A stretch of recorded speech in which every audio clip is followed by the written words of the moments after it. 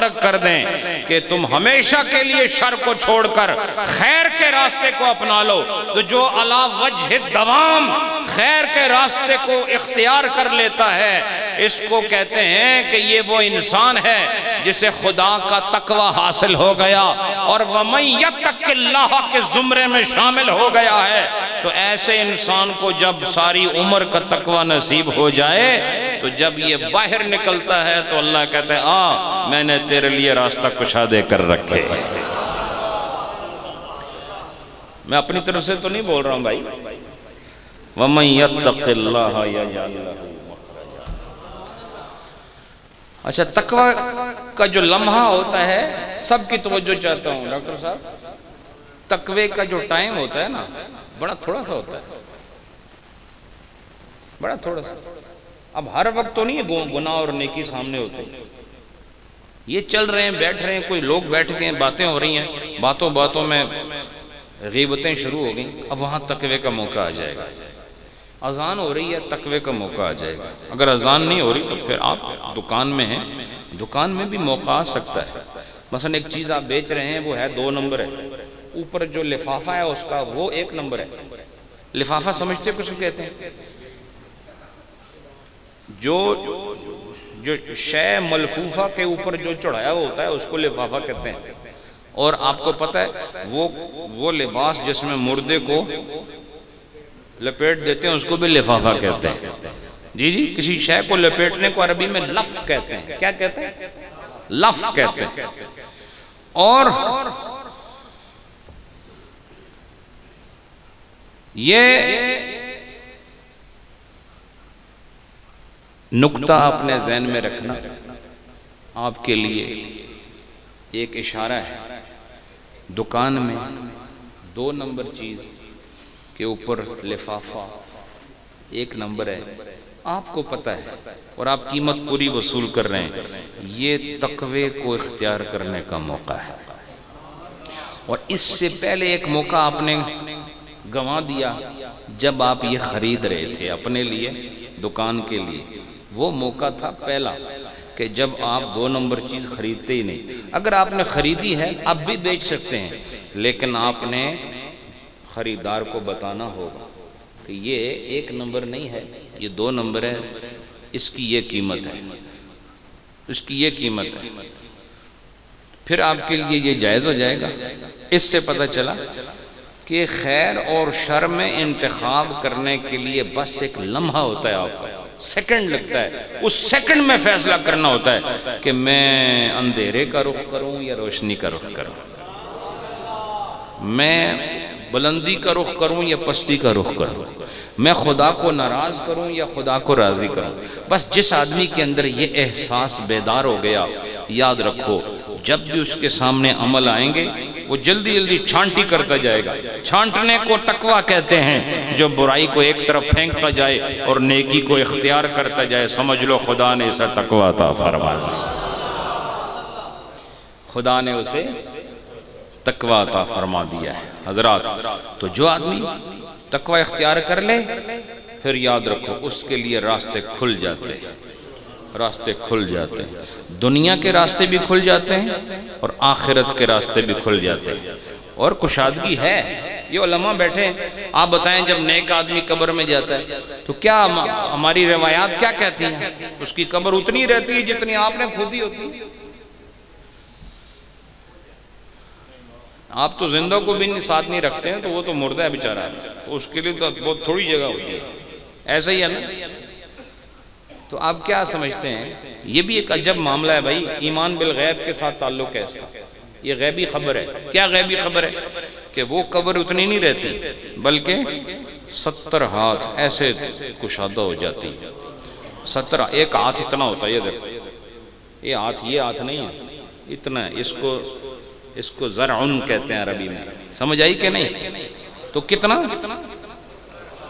70 ہاتھ. یہ اتنے گنو, یہ 70 ہاتھ تقریباً 2 فٹ 1.5-2 فٹ کے مطابق بنتا ہے. تو تقریباً یہ 80-90 فٹ ایسے, پھر ایسے ہر طرف سے یہ قبر کھل جاتی ہے. وہ رب ہے, قدرت والا ہے. میں حیران ہوں ساتھ والی قبر کدھر جاتی ہوگی. نہیں سمجھے بھئی آپ؟ بھئی یہ کھلی تو وہ بھی گیا جی۔ اب آپ کا اگر اپنی دیواریں لمبی کریں گے اور اس کے احاطہ بڑھاتے جائیں گے تو پڑوسی کیا کرے گا؟ کہے گا بھئی خبردار ہماری دیوار ہے۔ تو اللہ قادر ہے، اور زمین کا سائز بھی بڑھتا نہیں ہے، اتنی گول ہے، ویسے ہی ہے۔ تو اب لوگ معراج کے بارے میں پریشان ہوتے ہیں، تھوڑی دیر میں اتنا بڑا کام کیسے ہو گیا؟ ہم کہتے ہیں یہ غیبی خبریں ہیں۔ تھوڑی دیر کو بڑی دیر میں بدلنا خدا کا کام ہے، اور ایک ہی زمین کو بڑا کر کے پھر بھی اتنا ہی رکھنا یہ بھی میرے رب کا کام ہے۔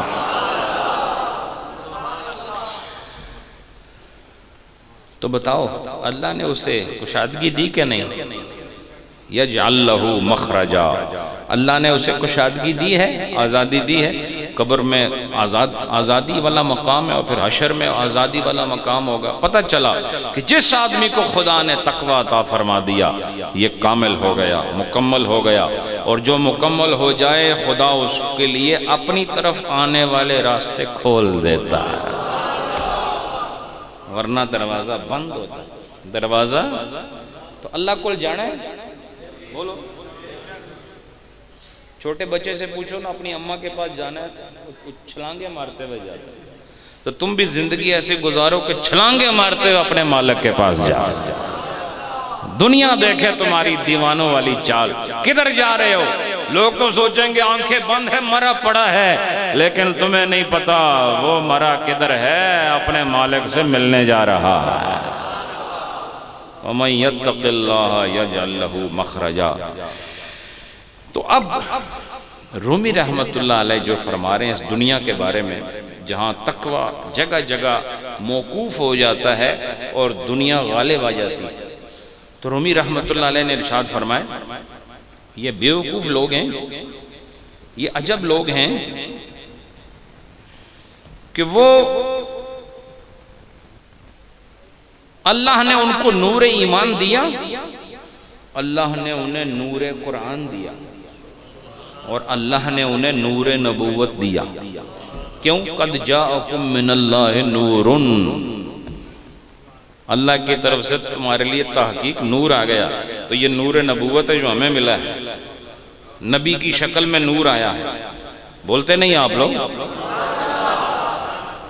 نبی کی شکل میں نور آیا ہے، یا یوں بھی کہہ سکتے ہیں نور کی شکل میں نبی آیا ہے۔ سمجھ آئی آپ؟ اور کیا آیا؟ کتاب آئی ہے تمہارے لیے۔ تو اب جب کتاب وہ بھی روشنی ہے اور نبی آگے وہ بھی روشنی ہے، تو روشنی ہوتی کس لیے ہے؟ تاکہ اندھیرا ختم ہو جائے۔ یہ کیوں جلائی ہوئی آپ نے؟ بولو ماشاءاللہ۔ تو آپ کو تھوڑے سے زمانے کے لیے یہ جو 8 گھنٹے کی رات کو دور کرنے کے لیے آپ کو روشنی چاہیے، تو ہمیں اس دنیا سے لے کے برزخ اور وہاں سے لے کے حشر تک کی روشنی کا اہتمام بھی چاہیے۔ تو فرمایا وہ اس روشنی سے نہیں ہوگی، وہ یا نور قرآن سے ہوگی یا نور مصطفیٰ سے ہوگی۔ یہ 2 نور ہیں جن سے وہ حقیقی تاریکیاں ختم ہو جاتی ہیں، اور وہ کیا دیتے ہیں؟ قرآن بھی تقوی دیتا ہے اور نبی کی ذات بھی تقوی عطا کرتی ہے۔ تو رومی صاحب فرماتے ہیں عجب بات ہے کہ تو اس دنیا میں آیا اور دنیا کے مال کے پیچھے پڑ گیا اور تقوی بھول گیا۔ چونکہ جب آدمی دنیا کے پیچھے پڑ جائے تو وہ متقی نہیں ہو سکتا۔ چونکہ میں نے ابھی بتایا تھا تقوی کا مطلب اختیار کرنا ہے۔ کیا اختیار کرنا؟ نیکی اور برائی میں سے نیکی کو اختیار کرنا تقوی ہے۔ تو دنیا اور آخرت کے مقابلے میں آخرت کو اختیار کرنا، اسی کو تقوی کہتے ہیں۔ اور جب آخرت کو اختیار کیا تو دنیا کو چھوڑنا پڑے گا۔ تو جب دنیا کو چھوڑنا ہے تو آخرت کو اختیار کرنا ہے۔ رومی صاحب فرماتے ہیں عجب نادان ہے کہ تو ابھی بھی تاریکی میں پھر رہا ہے جبکہ قرآن کا نور اتر چکا ہے۔ تو ابھی بھی تاریکی میں پھر رہا ہے جبکہ نور مصطفیٰ اجاگر ہو چکا ہے۔ تو ابھی بھی ظلمانی زندگی میں وقت گزار رہا ہے جبکہ والضحیٰ کے چہرے کا نور ہر طرف پھیل چکا ہے۔ تو اب بھی تاریکی میں رہتا ہے، جبکہ ہدی للناس والی پاکیزہ کتاب نے اپنی نورانی کرنوں کو کائنات میں تقسیم کر دیا ہے، تو ابھی بھی تاریکی کے اندر ہے۔ اور فرماتے ہیں تاریکی کے اندر ہے کیوں؟ اس لیے کہ تو اس فانی جہان کے فانی مال کا غلام بن چکا ہے، تو اس فانی جہان کے فانی مال میں فنا ہو رہا ہے۔ تو فرماتے ہیں کہ تو پہلے اپنے دل سے دنیا کو نکال اور آخرت کو دنیا کے مقابلے میں پسند کر لے، تو پھر آخرت کی طرف جانے والے راستے اللہ تیرے لیے کھول دے گا۔ اب یہ شعر آپ سماعت فرمائیں۔ خلق را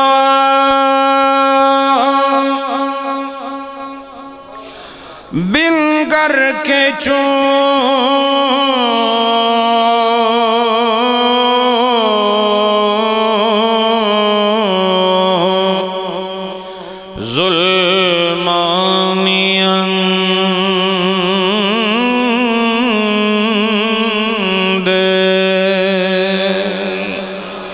خلق را بن گر کے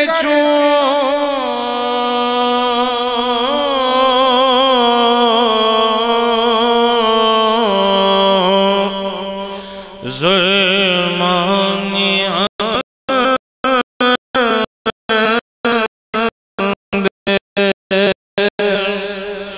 در متائے فانی چون فانی اند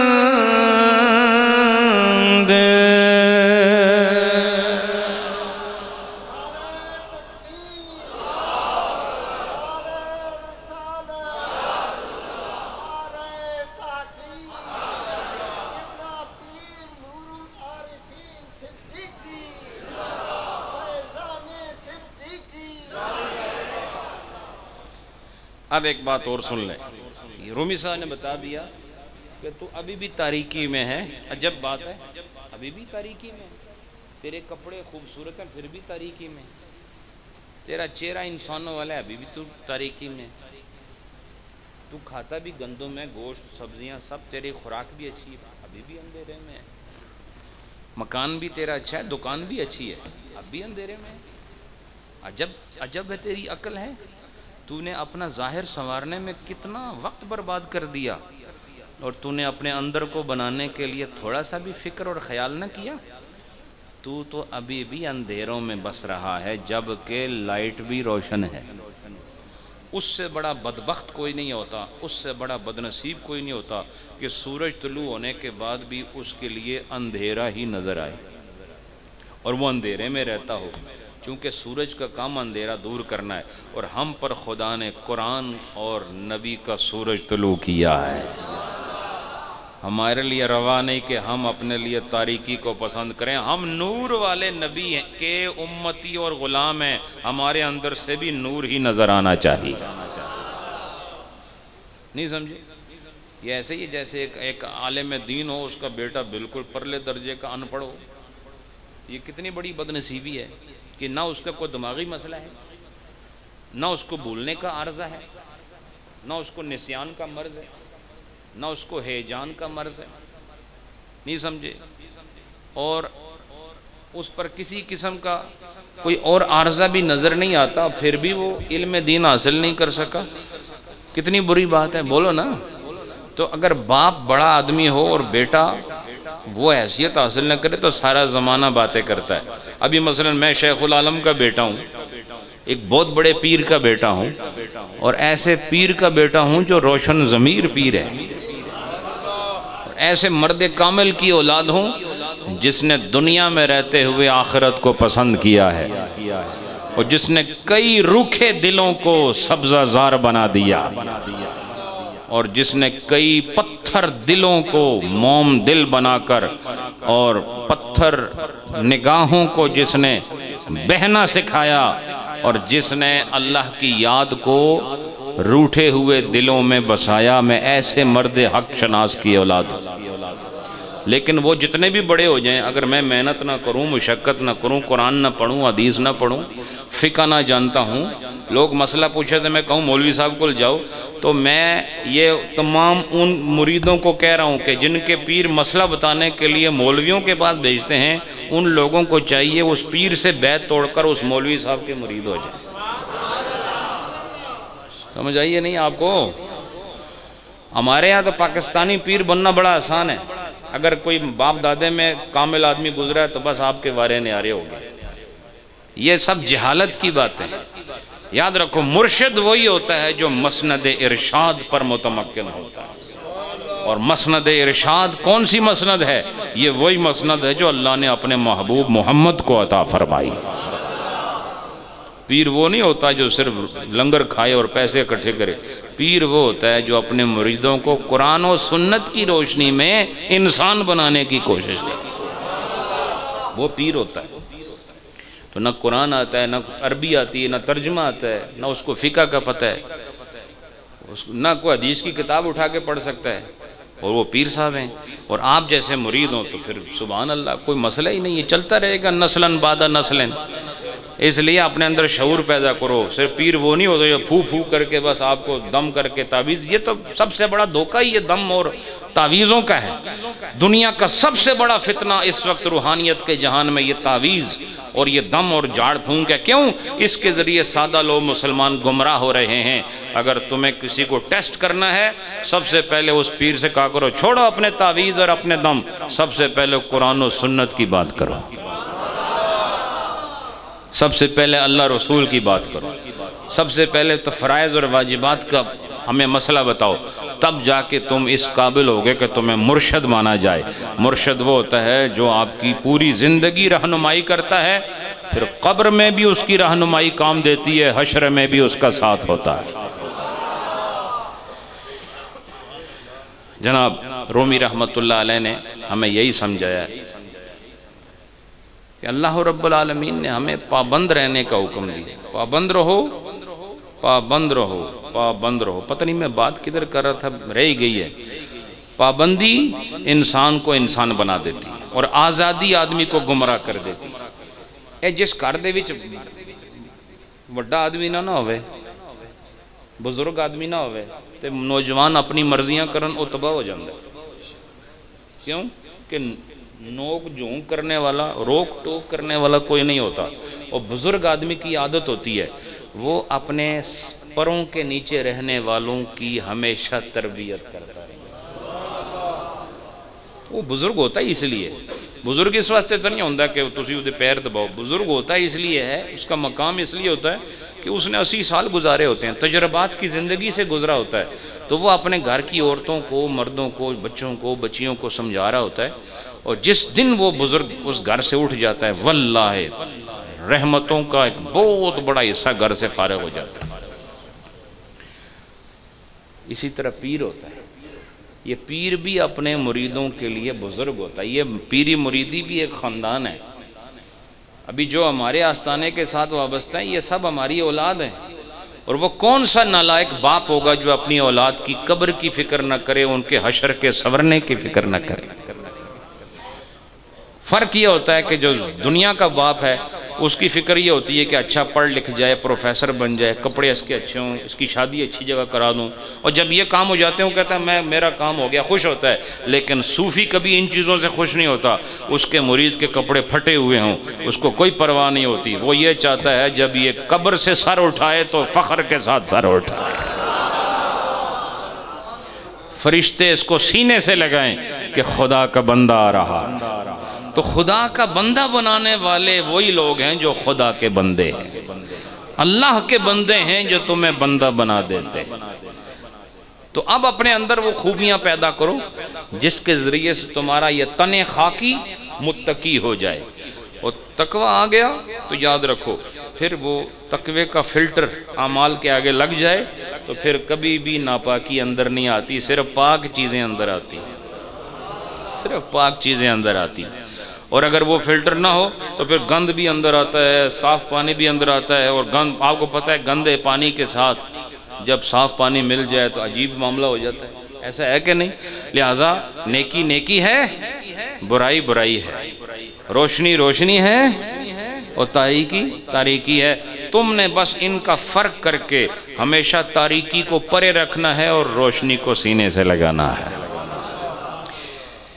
بس میں ایک شعر اور پڑھ دیتا ہوں۔ جناب رومی رحمۃ اللہ علیہ فرماتے ہیں کہ جس طرح خاک تنہا ہو بات بنتی نہیں، اس خاک کو پانی چاہیے، اس خاک کو بولو سارے، کہا بس پانی لگنے کی دیر ہے، پھر دیکھو کیسے اس پہ سبزہ نمودار ہوتا ہے، دیکھو پھر کیسے اس پر خوبصورت پھول نمودار ہوتے ہیں۔ ذرا سا اس مٹی کو نمی تو دو نا، تھوڑا سا اسے پانی کی خوبصورت نسبت سے اجاگر تو کرو، تھوڑا سا اس خشکی کو دور کرو۔ ویسے بھی خشکی چنگی نہیں ہوندی، بولو نا، وہ خشکی اچھی چیز ہوتی ہے۔ یہ فرمایا اپنی خشکیاں دور کرو، اور یہ خشکی کیسے دور ہوگی؟ فرمایا تقوی کے پانی کو اپنے تنے خاکی کے ساتھ ملا لو، جب یہ تقوی کا پانی اس خاک کے اندر آ گیا، اسی خاک کے اندر سے شریعت اور طریقت کے پھول نمودار ہو جائیں۔ کیونکہ نتیجہ یہی ہے، جیسے ہی مٹی کو پانی جاتا ہے تو مٹی پھر کیا کرتی ہے؟ وہی مٹی ہے، پہلے کچھ نہیں بولتی تھی، خاموش پڑی تھی، لیکن جیسے ہی پانی گیا تو اس کی شکل بدل گئی۔ آپ کو پتہ ہے پانی جب ڈل جائے مٹی کا رنگ وہی ہوتا ہے، پھر بولو نا، خشک مٹی کا رنگ اور ہوتا ہے، اور جب اس کے اندر پانی چلا جائے تو اس مٹی کا رنگ بدل جاتا ہے۔ فرمایا تو اپنے اندر ذرا رنگ شامل کرنا تقوی کا، جب یہ تقوی اندر آیا تو اب تیری شکل بھی وہ نہیں رہے گی، اب یہ تقوی والوں کی شکل نظر آئے گی۔ دوسری بات یہ کہ جب تیرے اندر تقوی آ گیا، شکل تو بدل گئی، شکل کے ساتھ تیرے عمل بھی بدل جائیں گے، اور ایسے، اور جو تر مٹی ہو دور سے نظر آتی ہے کہ اس میں پانی شامل ہو چکا ہے، اور خشک مٹی دور سے نظر آتی ہے یہ بیکار ہے، اس سے کوئی پودا نہیں اگ سکتا ہے، لہذا فرمایا اپنے اندر تقوی کا پانی شامل کر تاکہ تیری شکل بھی ٹھیک ہو جائے، تیرا عمل بھی ٹھیک ہو جائے۔ تو اب رومی صاحب فرماتے کیا تو مٹی سے بھی کم تر ہے؟ حالانکہ تو مٹی ہی ہے، لیکن مٹی ہو کے کیا مٹی سے بھی گیا گزرا ہے؟ کہ مٹی کی عادت اور سرشت تو یہ ہے کہ جب اس کے ساتھ پانی شامل ہو جائے اس کو اس کا یار مل جائے۔ نہیں سمجھے؟ آپ کو پتہ ہے جس لئے اپنا یار مل جائے تو چہرہ کھل جائے، ہے کہ نہیں؟ بولو نا، یار مل جائے تو کیا چہرے پر افسردگی رہتی ہے؟ بولو، لاکھ غم ہوں لیکن اب محبوب کا مکھڑا سامنے آ جائے تو غم بھول جاتے ہیں، چہرہ مثل گل کشادہ ہو جاتا۔ سمجھ آئی؟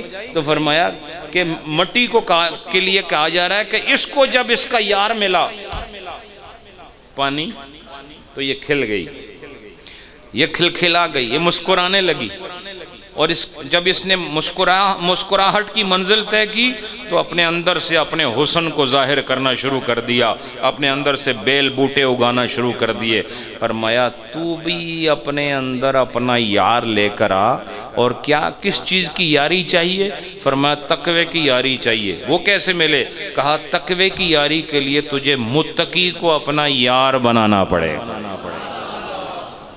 تو کسی متقی کو اپنا یار بنا لے تو وہ یار بنا تو تجھے یاری دے گا، وہ تیرے اندر تقوی شامل کرے گا، تیرے مزاج کی مٹی میں وہ تقوی کا پانی داخل کرے گا۔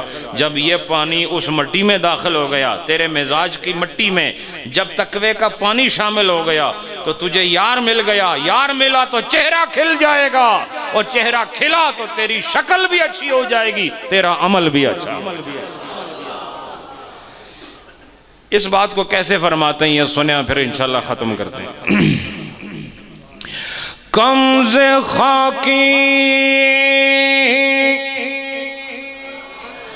چونکہ خاک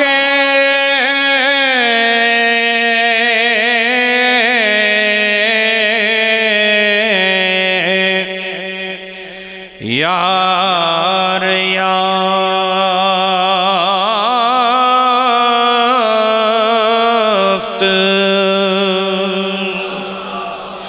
کمز خاکی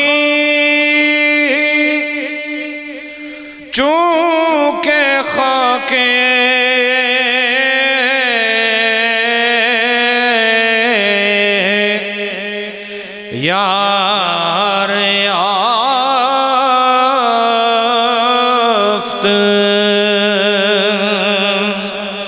در بہار صد ہزار انوار یافت.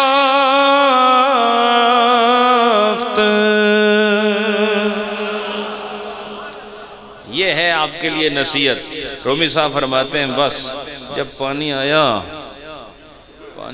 تو پھر کیا ہوا؟ پھر ہزاروں پھل پھول بیل بوٹے سب نمایاں ہو گئے.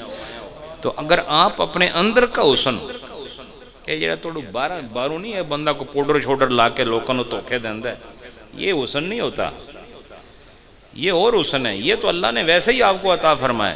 لیکن اگر کسی نے اپنے اندر چھپے ہوئے حسن کو باہر لانا ہے تو چھپے ہوئی چیز کو باہر لانا آسان نہیں ہوتا، وہ چھپی ہوتی ہے. بولو نا بولو. میں خالص صوفیانہ کلام کر رہا ہوں آپ سے. چھپی ہوئی جڑی چیز چھپ جائے انہوں کڈنا آسان ہے، وہ چھپیا ہوا تو انہوں لوڑنا پڑے گا. بعض لوگ چھوٹے ہوتے تھے نا بچے تو کھیلتے بھی تھے، ایک چھپ جاتا تھا دوسرا اس کو تلاش کرتا تھا، تو جو تلاش کر لیتا تھا کتنا خوش ہوتا تھا. بولو نا. تو بھی ذرا اپنا حسن تلاش کر تاکہ خوش ہو جائے. وہ چھپا ہوا اندر تلاش کرنا. تو جس وقت تلاش کر لیا مل گیا پھر دنیا دیکھے گی کہ حسن کیسے کہتے ہیں. پھر تیرا چہرہ تو تیری رنگت یہ نہیں ہوگی، پھر ایسی رنگت سمجھنی ہو تو بلال حبشی کو دیکھ. پھر یہ حسن اور ہوتا ہے. پھر اندر کا حسن جسے مل جائے یاد رکھو اس سے زیادہ حسین کوئی نہیں ہوتا. یہ چمڑی والا حسن چند روزہ ہوتا ہے. جیسے آدمی بڑھا ہویا تو چمڑی والا حسن بھی ساتھ بڑھا ہو جاتا ہے. لیکن جس نے اندر والا حسن چہرے پہ سجا لیا جتنی عمر بڑھتی ہے حسن میں اضافہ ہی ہوتا رہتا ہے. یہ حسن اختیار کرو. اور مزے کی بات یہ حسن صرف میرے لیے نہیں ہے، یہ کو جاگیر ہے ہماری تقویٰ. تم سب کی جاگیر ہے. عجب لوگ ہو کہ تمہیں اپنی جائیداد کا پتہ ہی نہیں ہے. یہاں کسی کو پتہ چل جائے کہ آپ کا 10 مرلے کا پلاٹ آپ کے والد صاحب نے خریدا تھا، آپ کو پتہ ہے، وہ کہے گا نہیں، تو پورے گھر میں شور مچ جائے گا اور سب خوشی سے چھلانگے ماریں گے، رقص کرتے نظر آئیں گے. 10 مرلے کا پلاٹ نکل آیا. ارے حضرات آپ کو میں آپ کی وہ جاگیر بتا رہا ہوں جس جاگیر کو حاصل کرنے کے بعد یاد رکھو خدا تمہارے لیے جنت کے راستے آسان کر دیتا. حضرات یہ وراثت آپ کی ہے، سب کی. یہ آپ کی وراثت ہے. تقویٰ، خدا سے ڈرنا، حلال حرام کی تمیز کرنا، جائز ناجائز کا فرق سمجھنا. آج کے بعد اتقوا اللہ پر عمل کرنا ہے. جو نمازی نہیں ہو ہوش میں آ جاؤ، جو زکوٰۃ نہیں دیتے ہوش میں آ جاؤ، جن کے پاس دولت ہے پھر بھی حج نہیں کرتے، شرم کی بات ہے، ہوش میں آ جاؤ. اور جو لوگ اچھے بھلے خوب موٹے تازے ہیں اور روزہ نہیں رکھتے ان کو بھی میں کہتا ہوں ہوش میں آ جاؤ. اور جنہوں نے اپنے دوسرے بھائیوں کا، بہنوں کا، بھتیجوں کا اور اپنے بانجوں کا، بانجیوں کا، رشتہ داروں کا حق کھایا ہوا ہے انہیں بھی کہتا ہوں ہوش میں آ جاؤ. ابھی تمہارے پاس موقع ہے. تمہاری گردن پر ابھی پنجہ نہیں ڈالا گیا، ابھی تمہاری رفتار جاری ہے، ابھی تمہاری سانسیں چل رہی ہیں، ابھی تمہاری نظریں ادھر ادھر پھر سکتی ہیں. قبل اس کے کہ ان بطش ربک لشدید کا عمل شروع ہو جائے اور رب کی گرفت کا وقت آ جائے اس سے پہلے لوگوں کے حق ادا کر دو. خدا تمہیں اپنا حق ادا کر دے گا. وہ جو اس نے اپنے ذمہ کرم پر لیا ہوا ہے. آپ اپنا کام کرو، خدا اپنا کام کرے گا. اور تمہارا کام خدا کی بات ماننا ہے. اور خدا نے اپنا کام خود بتایا، جو میری بات مانے گا پھر میں اپنی شان کے مطابق اسے نوازوں گا. آج کا پروگرام میرے پروگراموں میں ایک اہم پروگرام ہوا ہے بھائی. میں نے آج خالص روحانی غذا اور لنگر آپ کو کھلایا ہے. روحانیت کے دسترخوان سے آج آپ کو میں نے ایسے کھانے پیش کیے ہیں عمر بھر پکاتے رہو تمہیں کوئی نہیں دے سکتا جو آپ کو نہریہ شریف سے آج لنگر عطا کیا ہے. لیکن لنگر تو کھلایا ہے میں نے آپ کو، کھایا بھی آپ نے، لیکن یہ وہ لنگر ہے کہ اس کو ہضم نہیں کرنا ہے. ہضم کرنے کے بعد ختم ہو جاتا ہے. اس کو ہمیشہ برقرار رکھنا ہے. اور مزے کی بات یہ جس نے اس کو عزم کر لیا وہ گیا، اور جس نے اسے برقرار رکھا وہ متقی بننے کی کوشش کرتا رہے گا۔ شیطان آپ کو بہت کہے گا میری گل سنو میری گل سنو، تو اس کی نہیں سنتے جس نے آپ کو بنایا ہے، جس نے آپ کو سب کچھ دیا ہے، سب کچھ دیا، اس کی نہیں سنتے۔ میرے لیے بھی ہے بھائی، میں نے آپ کو پہلے کہا تھا، کوئی یہ نہ سوچے میں آپ کی طرف میری بندوق کا نشانہ آپ ہیں، نہیں، یہ میری عجب بندوق ہے، اس کا پہلا نشانہ میں خود ہوتا ہوں، نہیں سمجھے؟ آپ نے کبھی ایسی بندوق دیکھی ہے جو آگے بھی فائر کرے پیچھے بھی کرے؟ بولو نا، وہ میرے کول ہے، وہ آگے بھی فائر کر دی پیچھے بھی کر دی، یہ میرے پاس ہے، نور العارفین کول ہے بندوق، اور کسی کول نہیں ہے۔ ہاں میں جو فائر کرتا ہوں نا اس کا ایک گولی مجھے بھی لگتی ہے، باقی آپ کو لگتی ہے بعد میں، لیکن مزے کی بات یہ ہے یہ گولی مارنے کے لیے نہیں، یہ زندہ کرنے کے لیے، سمجھ آئیے آپ، یہ تو زندہ کرنے والی گولی ہے، لہٰذا ایسی فائرنگ ہوتی رہے تو اچھا ہے، لوگ ہوش مند رہیں گے، بیدار رہیں گے۔ تھوڑا سا ذکر کریں گے اور انشاءاللہ اس کے بعد پھر دعا ہوگی، پھر جو لوگ سلسلہ عالیہ میں داخل ہونا چاہیں گے نقشبندی سلسلے میں ان کو بیعت کیا جائے گا، اور انشاءاللہ اس سال بھی ماہ رمضان المبارک میں سینکڑوں گھروں کو الحمدللہ میں نے اپنے شیخ کے نام پر علاء الدین صدیقی ٹرسٹ قائم کیا۔ آپ تو پاکستان میں، ہم تو بنگلہ دیش، اب تو ترکی میں بھی ہماری مدد پہنچنے والی الحمدللہ، جہاں بھی ممکن ہے الحمدللہ میرے شیخ کا نام وہاں پہنچتا ہے۔ اور جس طرح ہمارے شیخ نے ہمیں مخلوق خدا کی خدمت کے جذبے سے سرشار کر کے ہمیں ہماری دوڑیں لگوا دی ہیں الحمدللہ، آج ہمارا پیر ہم سے راضی ہے کہ انہوں نے آنکھیں بند کر کے رخصتی کا اعلان کیا، لیکن اب آنکھیں کھول کے ہمارے ہر عمل کو دیکھ کے خوشی کا اظہار کر رہے ہیں الحمدللہ۔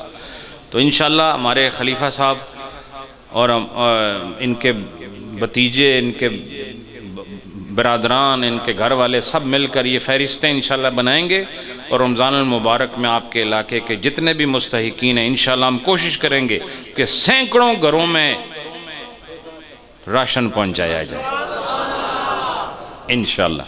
پہلے میں پڑھاں گا، بات تسی پڑھو، تو اسی طرح ہی پڑھو جس طرح میں پڑھاں گا، ٹھیک ہے نا؟ لا الہ الا اللہ، لا الہ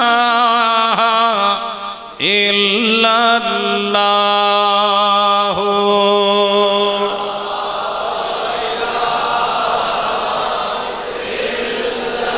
الہ الا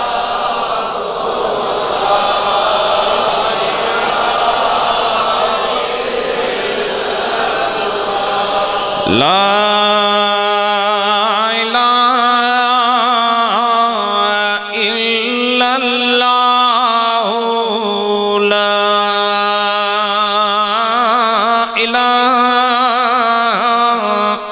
الا اللہ۔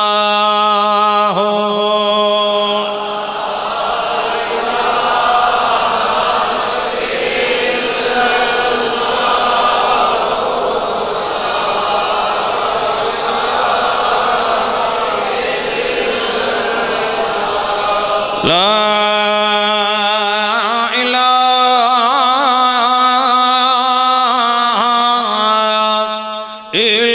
الا اللہ، لا الہ الا اللہ۔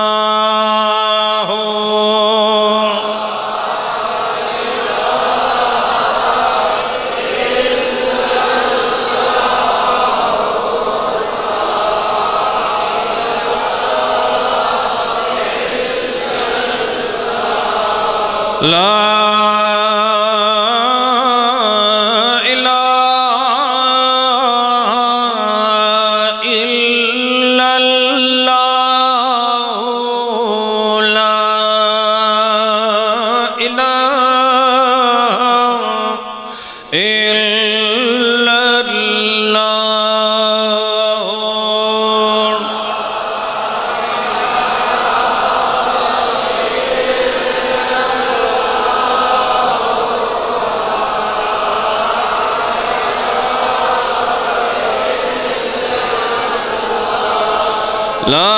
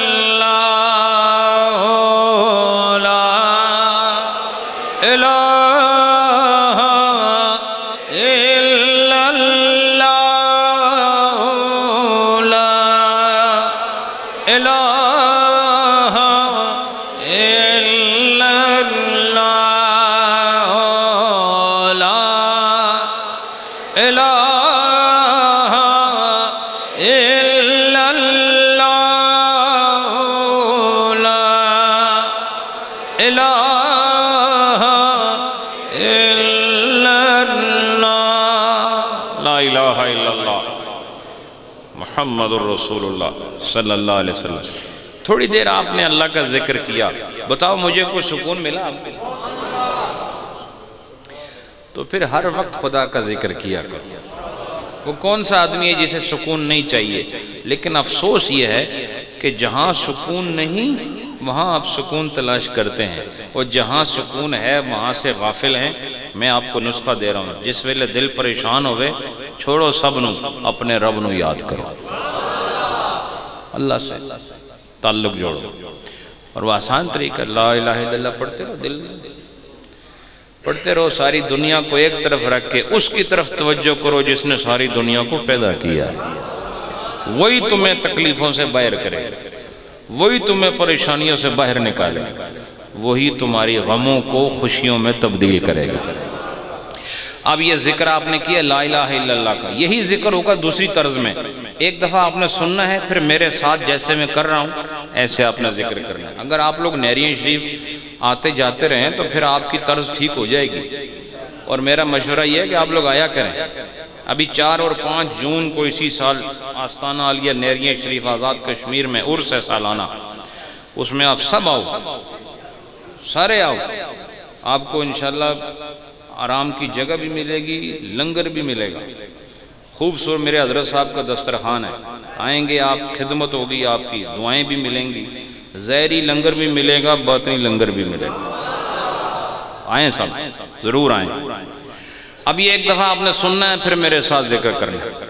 لا الہ الا اللہ الا اللہ الا اللہ، لا الہ الا اللہ الا اللہ الا اللہ، لا الہ الا اللہ الا اللہ الا اللہ، لا الہ الا اللہ الا اللہ الا اللہ، لا الہ الا اللہ الا اللہ الا اللہ، لا الہ الا اللہ الا اللہ الا اللہ، لا الہ الا اللہ الا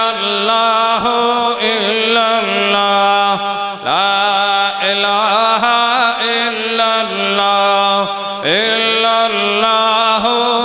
الا اللہ، لا الہ الا اللہ الا اللہ الا اللہ، لا الہ الا اللہ الا اللہ الا اللہ، لا الہ الا اللہ الا اللہ الا اللہ، لا الہ الا اللہ الا اللہ الا اللہ، لا الہ الا اللہ الا اللہ الا اللہ، لا الہ الا اللہ الا اللہ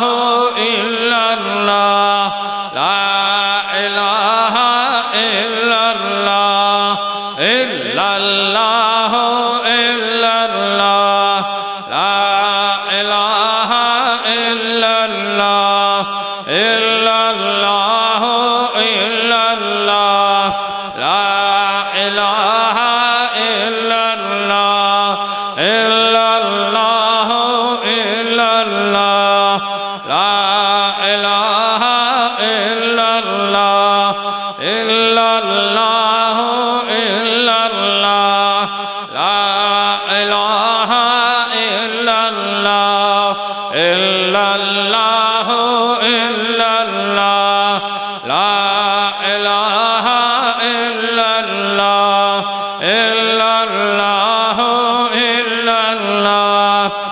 इलाहा इल्लल्लाह इल्लल्लाह इल्लल्लाह ला इलाहा इल्लल्लाह इल्लल्लाह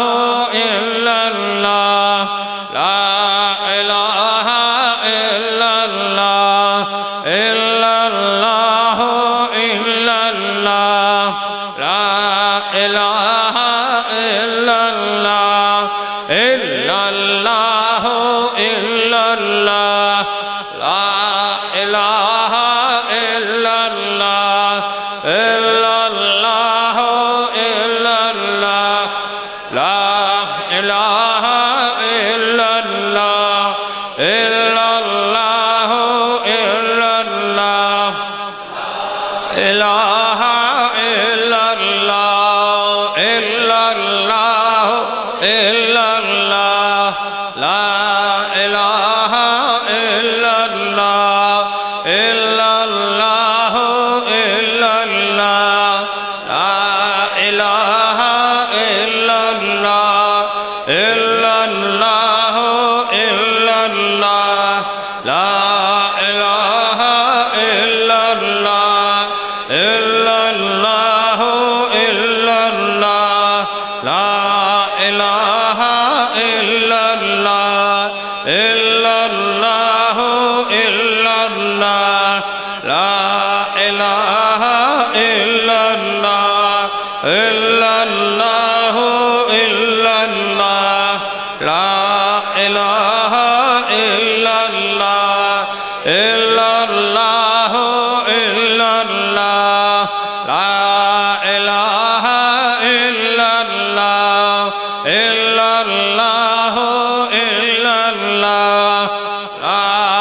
इलाहा इल्लल्लाह इल्लल्लाह इल्लल्लाह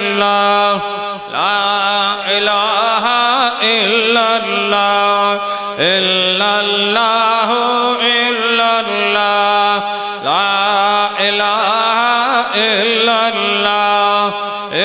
इल्लल्लाह इल्लल्लाह इल्लल्लाह ला इलाहा इल्लल्लाह इल्लल्लाह इल्लल्लाह ला इलाहा इल्लल्लाह इल्लल्लाह इल्लल्लाह ला इलाहा इल्लल्लाह इल्लल्लाह इल्लल्लाह ला इलाहा इल्लल्लाह इल्लल्लाह इल्लल्लाह मुहम्मदुर रसूलुल्लाह।